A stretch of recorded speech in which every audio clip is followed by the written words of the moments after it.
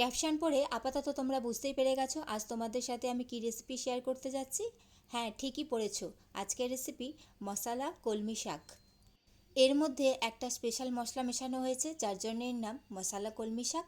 আর এটা খাওয়ার পর আমার এতটাই পছন্দ হয়েছে, ভাবলাম তোমাদের সাথে রেসিপিটা শেয়ার করা কিন্তু খুবই দরকার, তাই চলে আসলাম আজকে রেসিপি নিয়ে মশালা কলমি শাক। চলো তাহলে কথা না বাড়িয়ে শুরু করা যাক আজকের রেসিপি। আর এইখানে আমি একটা কলমি শাকের আটি নিয়ে নিয়েছি, এটা ভালো করে আমি কেটে ধুয়ে নেব। এর সাথেই নিয়েছি দেখো একটা বড় সাইজের আলু আর বেগুন, আর এটা আমাদের গাছের বেগুন। এই প্রথমবার আমি আমাদের গাছের বেগুন দিয়ে রান্না করছি। আর দেখো কলমি শাকটাও আমি কেটে ধুয়ে নিয়েছি।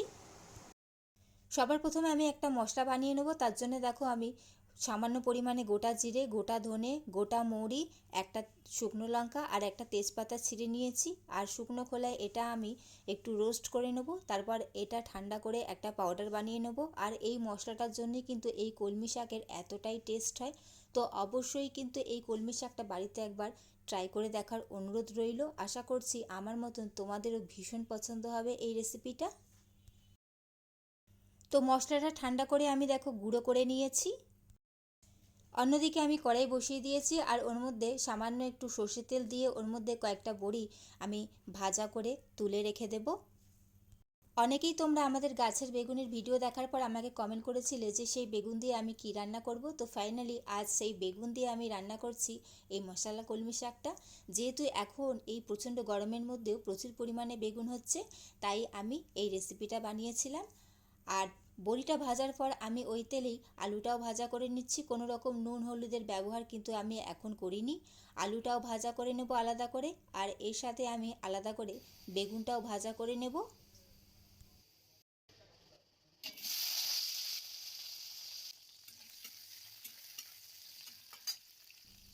তো বেগুনটাও লাল লাল করে ভাজা হয়ে গেছে, এখন বেগুনটা আমি তুলে নেব।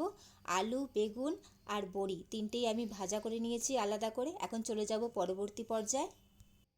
এখন কড়াইতে আমি আবার সামান্য একটু তেল অ্যাড করেছি। এখন সবার প্রথমে এর মধ্যে একটু কালো জিরে ফোড়ন দিয়ে দিলাম, আর এর সাথেই রসুন কুচি দিয়ে দিলাম পরিমাণ মতন। তোমরা যদি নিরামিষভাবে বানাতে চাও তাহলে রসুনটা অ্যাভয়েড করে দিও।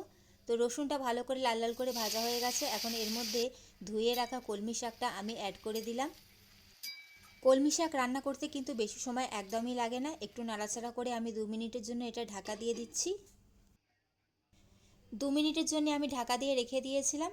এখন আবার একটু নাড়াচাড়া করে নেব। আর কলমি শাক কিন্তু খুব তাড়াতাড়ি সেদ্ধ হয়ে যায়, তো এই রান্নাটা বানাতে কিন্তু বেশি সময় একদমই লাগবে না।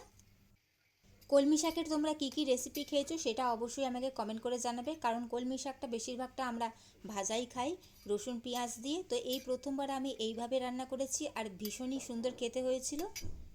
কলমি শাকটা অনেকটাই সেদ্ধ হয়ে গেছে, এখন ভেজে রাখা আলু, বেগুন আর বড়িটা আমি এর মধ্যে দিয়ে দিলাম, আর 2 মিনিট একটু নাড়াচাড়া করে নেব।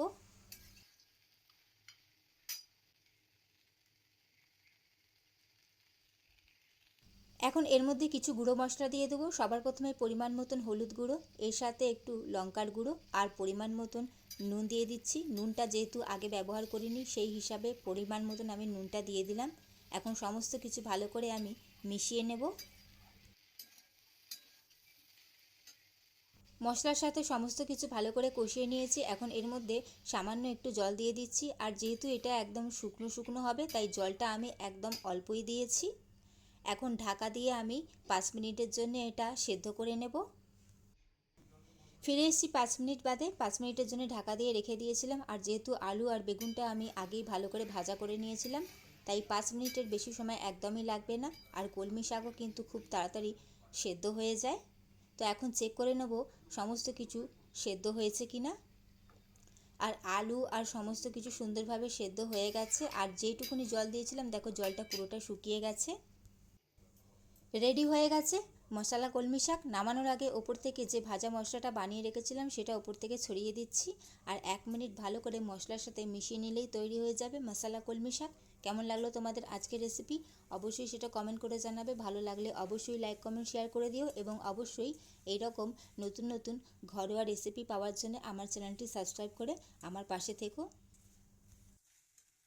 আর পারলে অবশ্যই এই রেসিপিটা একবার বাড়িতে ট্রাই করে দেখার অনুরোধ রইল, কারণ যতক্ষণ না বানিয়ে খাবে ততক্ষণ বুঝবে কি করে এই মশালা কলমি শাকের স্বাদ।